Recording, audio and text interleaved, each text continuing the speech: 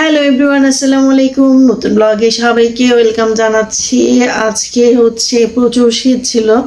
আজকে সারাদিন কোনো কিছু করি নাই, আপনাদের সাথে শেয়ার করব। কোনো কিছু করা হয় নাই, বাচ্চাদের রান্না নেওয়া খাওয়া দাওয়া এগুলোই ছিল আজকে আমার কাজকর্ম।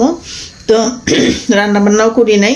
আর কয়েকদিন যাবত হচ্ছে আমি ব্লগ টক শেয়ার করতে পারছি না, কোনো আসলে অলসতাই ধরে গেছে মনে হয়, কোনো ব্লগ টক কোনো কিছু শেয়ার করতে পারছি না। তো এইভাবেই হচ্ছে আজ কয়েকটা দিন যাচ্ছে। তো আজকে ভাবলাম যে অনেকদিন যাবত যেহেতু শেয়ার করি না, ছোট্ট একটা ব্লগ আপনাদের সাথে শেয়ার করি। এখন হচ্ছে সন্ধ্যার সময়। তো আজকে সারাদিন স্কুল থেকে এসে খাওয়া দাওয়া করে যে ঘুম থেকে উঠলাম, উঠে তো মাগরিবের সময় হলো। তো এখন হচ্ছে আসলাম যে রান্নাঘরে একটু রাত্রের জন্য কিছু আয়োজন করি। আর তেমন কিছুই করবো না, একটু ফ্রিজে মুরগির মাংস রান্না করা আছে, একটু মাছ রান্না করা আছে। তো ভাবতেছি আজকে আর রান্না বান্না করবো না। তো তারপরেও হচ্ছে যে কিছু একটা করি। তো এখানে হচ্ছে রান্না বসিয়ে দিয়েছি, যে এখানে হচ্ছে ডাল নাই, ডাল রান্না করতেছি। আর এখানে হচ্ছে ভাত বসায় দিলাম। আর এই পাশে হচ্ছে বিকেলে নাস্তা দিব। আমার হাজবেন্ড হচ্ছে পিজা নিয়ে আসছে বাচ্চাদের জন্য। আর এইখানে নিয়ে আসছে হচ্ছে সিঙ্গারা। তো হচ্ছে এইগুলাই হচ্ছে নাস্তা দিব। আর বিকেলে নুডলস রান্না করতে চেয়েছিলাম, এখানে নুডলস রান্না করতে চেয়েছিলাম। পরে ভাবলাম যে শুধু শুধু রান্না করবো, রান্না করলে থাকবে, খাওয়ার মানুষ নাই। দেখা যাচ্ছে যে ওরা পিজা খাওয়ার পর হচ্ছে আর খাবে না। তো এই হচ্ছে আমার বিকেলের ব্লগ।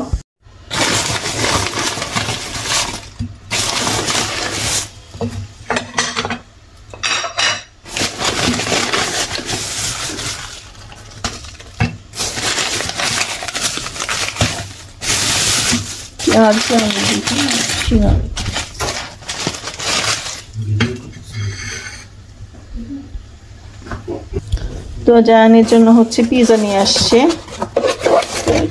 জায়ান আর জাইমা খাবে। ওয়াও,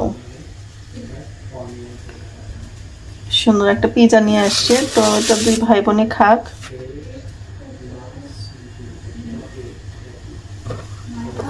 টিচার সহ খাক। এই অবস্থা। তোমার জন্য বাবা একটা সারপ্রাইজ গিফট আছে। আমার ছেলে পিজা দেখে একদম। কে খাবা? আমি। হ্যাঁ, একটু সাইদ মামাকে দাও, একটু আপিকে দাও। এটা আছে দাদা। আজকে আমরা নামাজ শিখছি। না পিজ্জা। পিজ্জা লাগবে পিজ্জা কাটার। পিজ্জা লাগবে পিজ্জা কাটার। পিজ্জা কাটার এখানে নাই তো। আছে। ছিল, এখন নাই।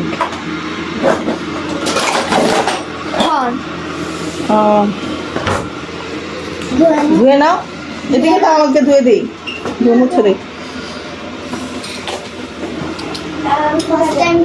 সবাইকে নিয়ে খাইতে হবে, বুঝছো?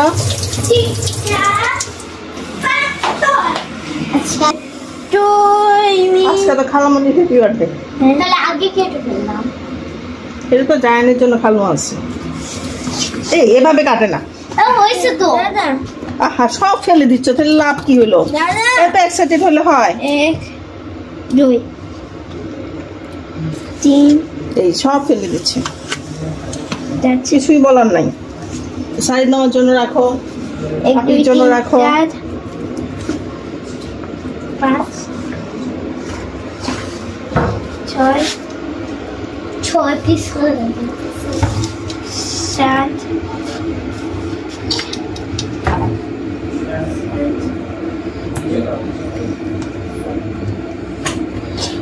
কাটে না কেন?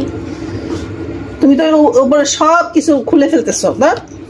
দেখো, তুমি সব পুরো পিজাটাই নষ্ট করে দিলে। না,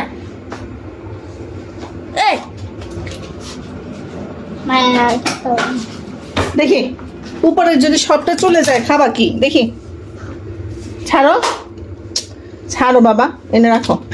উপরে যদি সবই যে সবগুলোই নষ্ট করে ফেললা, তো খাবা কি? এগুলো তো হার্ড, ওই পিজা কাটার তো হচ্ছে না। আমি করি তাহলে। দাঁড়া আমি করে দিচ্ছি, আমি করে দিচ্ছি, তুমি সার্ভ করো। না আমি সার্ভ করব। মার কথা শুনতে হয়, এগুলো তো হার্ড জিনিস, বুঝছো না, বেসমেন্টটা হার্ড।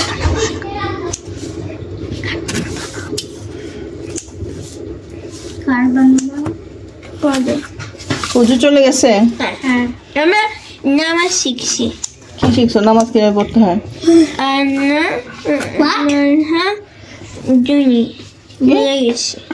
না এখানে একটু সাইজ আমাকে দাও।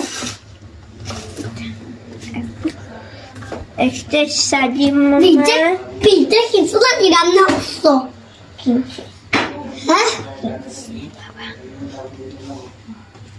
না তোমার আমি খাবো খাবো দুটার মধ্যে খাচ্ছ আমার দুটার মধ্যে খাচ্ছ সরি চলে বলে প্লিজ আর না আদিশা ওইখান থেকে টিস্যু নাও আদিশা, সাইডকে একটু বড়টা দাও আর এটা কার আরেকটা ছোটটা দাও, আরেক ছোট মানে ছোটটা দাও। এটা দেব আজকে, এটা তোমার, এটা কাজ আদিশার। আদিশাকে তো দিছই। দাদা আদিশা বলিস দাদা এটা আমি দিছি। আজকে একটা গল্প না আসলে বাস্তবই সেটা শেয়ার করি। গত 2-3 দিন আগে হচ্ছে কি আমার বোনের হাজব্যান্ড রাত 10টার সময় বাসার পাশে, বেশি দূরে না, বাসা থেকে কয়েকটা বাসা পর হচ্ছে ও একটা ফ্রেন্ডের সাথে দেখা করতে যাচ্ছিল। তো ভালো কথা যাচ্ছিল, তো আমার বোন বলতেছে কি যে তুমি তাহলে খাওয়া দাওয়া করে যাও। তো বলতেছে ঠিক আছে আমি একটু নিচে যাচ্ছি, এসে হচ্ছে খাবো। ও হচ্ছে ফ্রেন্ডকে মনে হয় ফোনে কথা বলতেছিল, পিছন দিক থেকে একটা সন্ত্রাসী আসলো, এসে পায়ের মধ্যে রামদাও বাড়ি দিয়ে, আমার হাতে রামদাও ছিল, ওটা পায়ে হচ্ছে ভালোই আঘাত করছিল, রামদাও দিয়ে বাড়ি দিয়ে হচ্ছে মোবাইলটা নিয়ে যায়। তো সবচেয়ে কষ্টের ব্যাপার হচ্ছে দেশের পরিস্থিতি এমন খারাপ হয়ে গেছে যে আমরা নিজেদের বাসায় নিরাপত্তা নাই বললেই চলে, নিজের বাসায়। কারণ বাসা থেকে 2-3টা বাসা পর যদি এরকম একটা, ওর মোবাইলটা ছিল iPhone 16 Pro Max ছিল, তো iPhone 16 Pro Maxটা হচ্ছে এরকম রামদা দিয়ে এসে তো নিয়ে গেছিলো। পরে হচ্ছে থানার মধ্যে হচ্ছে করে তো এই ট্র্যাক করার পরে দেখা গেছে এই মোবাইলটা হচ্ছে এখনো পর্যন্ত আমাদের বাসার আশেপাশেই রয়েছে। তো এখনো পর্যন্ত হচ্ছে মানে পুলিশ চেষ্টা করলে কি না পারে, আসলে পুলিশ ওইভাবে হচ্ছে চেষ্টা করতেছে না। তো পুলিশ যদি একটু চেষ্টা করতো তাহলে হচ্ছে এটা উদ্ধার করা যেত। তো আপনাদের সাথে এটা শেয়ার করলাম যে আপনারা হচ্ছে একটু সাবধানে থাকবেন, রাস্তাঘাটে একটু সাবধানে চলাফেরা করবেন। এই যে আর আজকে হয়েছিল কি, আজকে আমি গাড়ি থেকে নামলাম, তো আমি একজনের জন্য ওয়েট করতেছিলাম, তো তাকে আমি চিনি না, মেয়ে টিচার, তো চিনি না। যখনই হচ্ছে টিচারটা মোটরসাইকেল দিয়ে আমার সামনে আসলো, তা আমি ভাবছি কি সন্ত্রাসী, তো এরকম হইলো। তো সেটাই বললাম যে কে যে ভালো মানুষ আর কে যে সন্ত্রাসী আসলে বোঝাটা কঠিন। তো যাই হোক, আল্লাহ সবাইকে হেফাজতে রাখুক আর সাবধানে থাকেন সবাই, এই দোয়াই করি সবার জন্য।